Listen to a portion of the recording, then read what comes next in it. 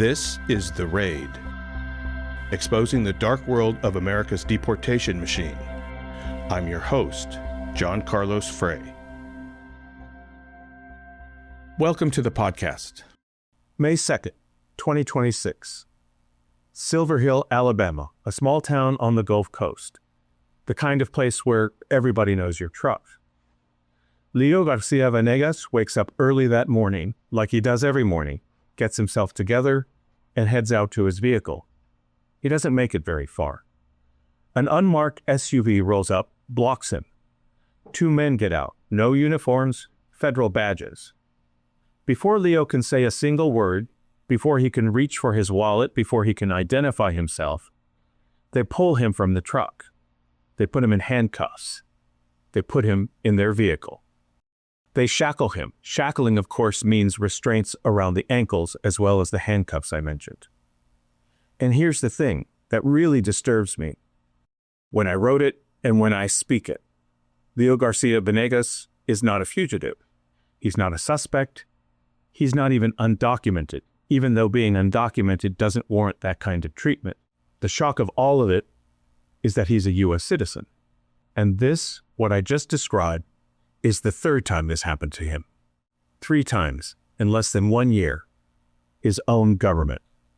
To understand how we got to that morning last month in May 2026, we need to go back almost exactly 1 year to May 21st, 2025.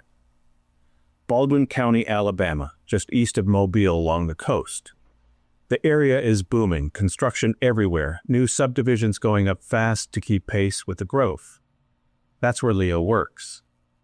Leonardo Garcia Venegas is 25 years old. He was born in the United States. He grew up speaking Spanish at home. His family is from Mexico, but Leo himself is American.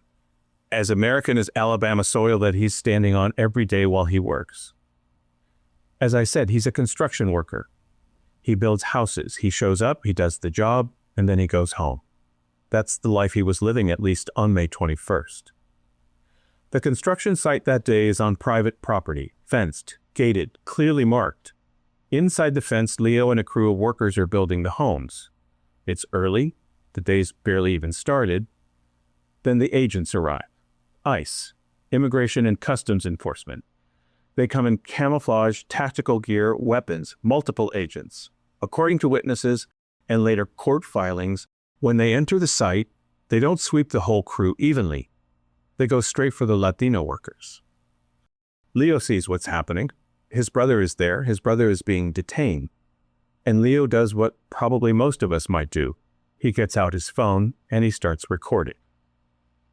That's when they come for him. Agents tackle him to the ground. He's face down on a construction site in handcuffs, yelling, screaming that he's a U.S. citizen, that he was born here, that they have the wrong guy. But they don't stop. They hold him there, in those handcuffs, for over an hour. Eventually, Leo is released. No charges, no apology. He goes home, but he doesn't go back to work for almost 2 weeks. He's too shaken. Court documents describe him as traumatized. His family posts a video of the encounter to social media. The clip goes viral. And the Department of Homeland Security does respond. Their spokesperson, Tricia McLaughlin, says Leo was detained because he physically got between the agents and the person that they were trying to arrest, that he interfered, that he refused to comply with verbal commands. The video doesn't show any of that. What it does show is an agent grabbing Leo while someone off camera shouts that he's a U.S. citizen. Shayla Venegas, a family member who posted the footage, put it plainly. She said, the agents saw Leo, and because his English isn't fluent and because he's brown, they decided his ID was a fake. She also said that we all made sure that we have real ID and we went through the protocols the administration is asking for. They did everything right. It didn't matter. Most people, after something like that, would think, well, that was a terrible mistake, but it's over. The system got it wrong. It won't happen again. And eventually, Leo thought that too, and he went back to work. But 2 weeks later, still May 2025, He's on a different private construction site in the same county. Different site, same county, same industry, doing construction work, on the job. Another immigration patrol shows up. Different agents. No connection to the first raid, and they see Leo working. A young Latino man on a job site, and they make the same assumption. No reasonable suspicion, no specific intelligence, no warrant for him. But they detain him. Again. At this point, something shifts for Leo. This isn't a mistake anymore. This is a pattern. And he decides to fight. He goes to the Institute for Justice, a nonprofit civil liberties law firm, and they file a federal lawsuit against the Department of Homeland Security. Leo Garcia Venegas is a lead plaintiff. A class action lawsuit is filed on behalf of Leo and others like him, U.S. citizens and lawful residents caught up in immigration enforcement sweeps. His attorney goes on the record. She says, 2 times now, immigration officers have barged onto work sites where he was working and detained him without any reason to think that he had done or was doing anything unlawful. The first time, she says, they violently tackled him to the ground. They kept him in handcuffs for over an hour, and then he had to take almost 2 weeks off from work because he was so terrified and traumatized. The lawsuit makes a specific constitutional argument. The Fourth Amendment protects Americans from unreasonable search and seizure. The attorneys argue that's what ICE is doing in these worksite raids, and it isn't just a series of accidents. It's policy. The Department of Homeland Security has authorized armed raids based on general assumption that certain groups of workers in certain industries are likely to be undocumented. That once agents are on a site, they preemptively detain everyone they think looks undocumented, without individual reasonable suspicion. That's not enforcement. That's profiling. The lawsuit is filed, the case moves into federal court, discovery begins, and Leo goes back to work. Again. When a story like this breaks, a documented U.S. citizen detained twice by federal agents, there are a few ways the government can respond. They can acknowledge the error and explain what went wrong. They can commit to changes in protocol. They can apologize. The Department of Homeland Security did none of those things. Instead, they pushed back hard. Their position, they stated publicly on the record that they were doing nothing wrong. They said Leo interfered with an arrest. The video doesn't even support that. They said their operations are highly targeted. The fact that a known U.S. citizen was caught up in them twice at different sites on different days suggests otherwise. And then came the line that caught my attention the most. In response to the racial profiling allegations, a Department of Homeland Security spokesperson called the claims, and I want to be precise here, quote, disgusting, reckless, and categorically false. They said, what makes someone a target for immigration enforcement is whether they are in the country illegally, not their skin color, not their race, or their ethnicity. That's out of the mouth of the Department of Homeland Security. A bold-faced lie. It's a strong statement. Here's the problem with it. Leo Garcia Venegas was targeted twice.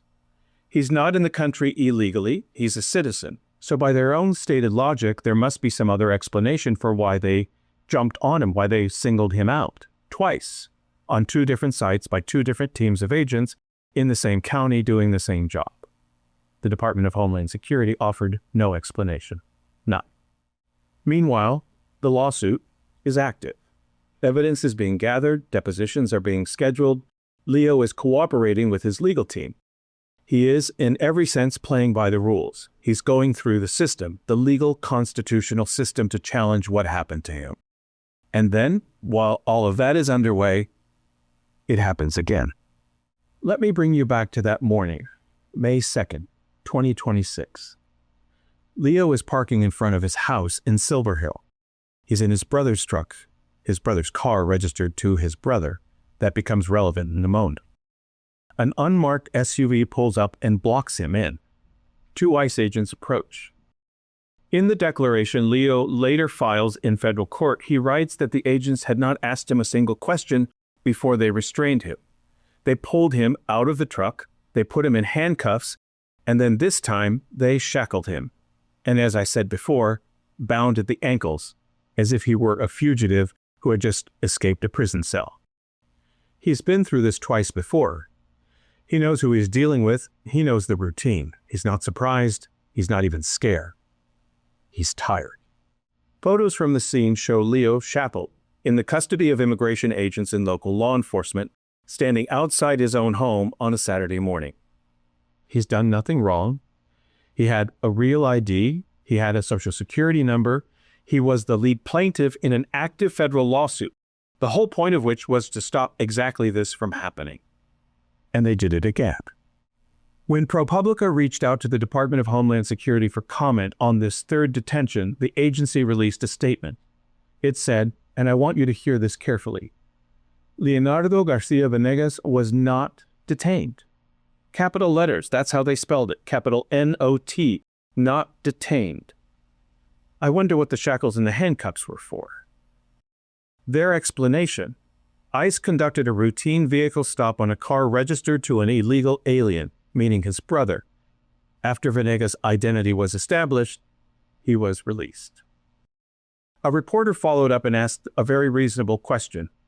How do you release someone who you didn't even detain? The Department of Homeland Security didn't respond to that question. Leo's attorney filed an emergency motion in federal court.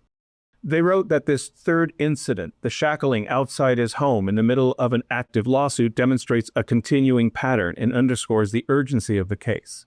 They argued that officers held him well after his citizenship was established, that this is not a series of mistakes, that their client lives in constant legitimate fear of being stopped again while driving, while walking to work, while doing anything at all in public. And Leo himself, when he finally did speak, he kept it very simple. He said, I just want to live in peace. I've been reporting about racial profiling and the mistreatment of brown people enough to know this is common ICE and Border Patrol practice.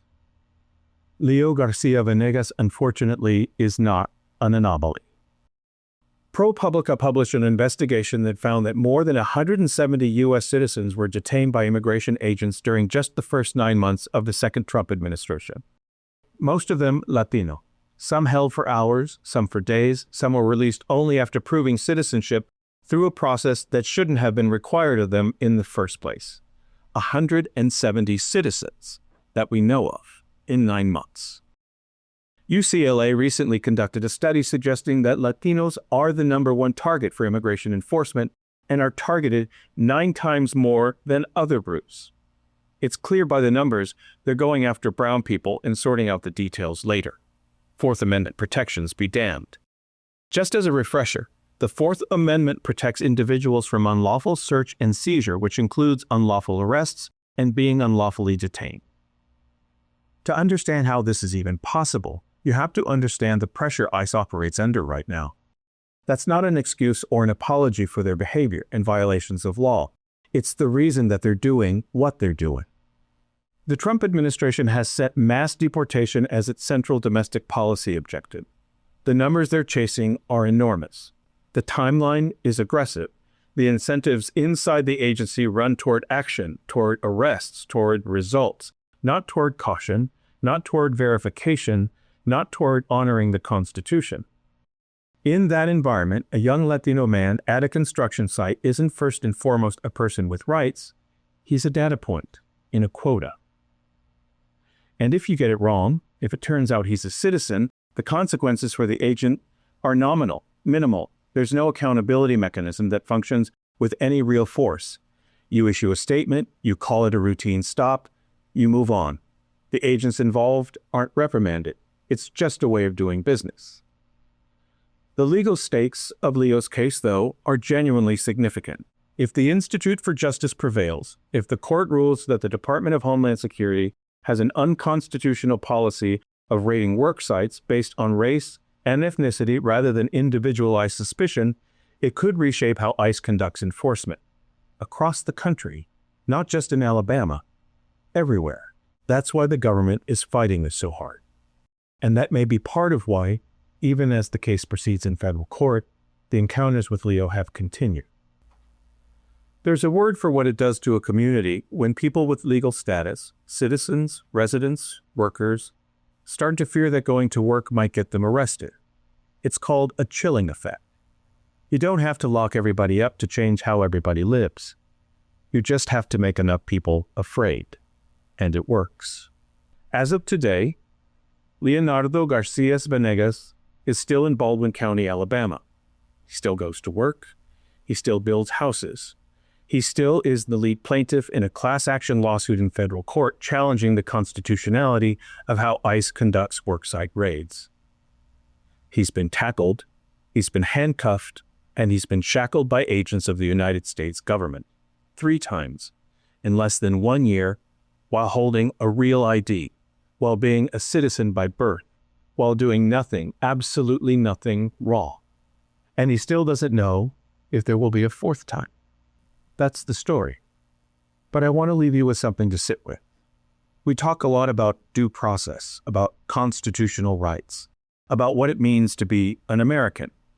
Those aren't abstractions. They're supposed to mean something concrete. That your government cannot detain you without cause, cannot ignore your proof of citizenship, cannot shackle you in front of your own house, and then claim in a press statement that nothing happened. When those guarantees stop being enforced, when the machinery of the state can do this to one of its own citizens 3 times and face no meaningful consequence, the question isn't just what happened to Leo Garcia Venegas. The question is, who's next? If the story matters to you and what is happening all around us, share it. The only way this stops is when the public has had enough. Thank you for listening to The Raid, available wherever you get your podcasts.